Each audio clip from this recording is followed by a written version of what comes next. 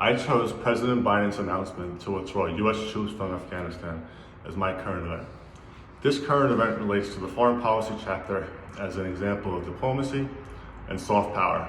Diplomacy is the representation of a government to other foreign governments with the purpose of promoting national values or interests by peaceful means. U.S. ambassadors negotiated a peace deal with the Taliban. In this deal, the U.S. agreed to remove its troops from Afghanistan, and in return, the Taliban would not attack innocent Afghani citizens. This was a diplomatic resolution to resolve the years of fighting between terrorists and innocent Afghani people. Soft power is the effort by one nation to influence the people and governments of other nations by persuasion rather than coercion. Examples of soft power in this article include development aid and cultural diplomacy. The U.S. yielded soft power by remaining closely involved in peace deal negotiations while providing humanitarian aid and assistance to the Afghan government and security forces. Another area of foreign policy our textbook focuses on are the threats of China and Russia. China wants to expand its military capabilities and replace the U.S. as the dominant power in Asia. The U.S. recognizes this threat and views China as a bigger threat to democracy than the Taliban and Al-Qaeda. Biden's decision to reallocate resources to defend versus China is necessary. Our textbook also explains how Russia poses as our most urgent threat to diplomacy. Russia remains heavily armed but economically weak. Its current leader, Vladimir Putin, has challenged the U.S. in multiple ways. In 2014, Russia annexed Crimea, which had been part of Ukraine.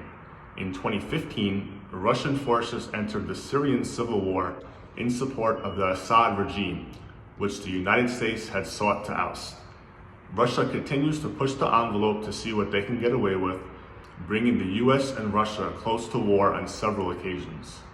Biden wants our military to focus less on the counterinsurgency campaigns that dominated the post-9/11 world to current priorities, including increasing military competition with China. A US government official supports this point. He says, Afghanistan just does not rise to the level of those other threats at this point. That does not mean we're turning away from Afghanistan. We will remain committed to the government, remain committed diplomatically, but in terms of where we will be investing force, posture, our blood and treasure, we believe that other priorities such as Russia and China merit that investment. I am very interested in US military interactions with other countries and what strategy the US chooses to resolve conflicts.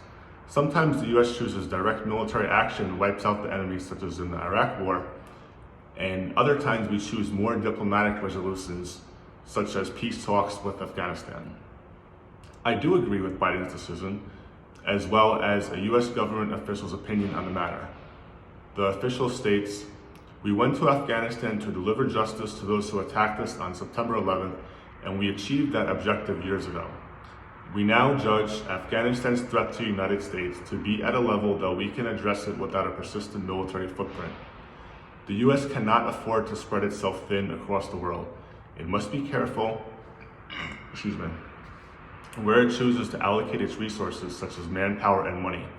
At this point, it is wiser to focus more on China and Russia.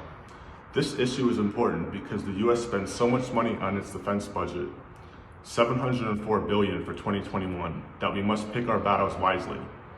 The US has tried for 20 years to build up the Afghanistan government so it can protect itself from terrorists with only limited success. American citizens should know where our biggest threats stand. Right now, the US is monitoring Taiwan's desire to assert its independence and its relationship with mainland China. People should know that this is a delicate issue that could explode and escalate the US into a potential global war. My policy recommendation for the Afghanistan issue is for the US to maintain contact with Afghanistan, but after removing our troops on the ground in Afghanistan. The US should strengthen economic ties to Afghanistan through trade, so Afghanistan can build up its own economy and have the resources to defend itself. The US cannot babysit Afghanistan and protect it from terrorists forever.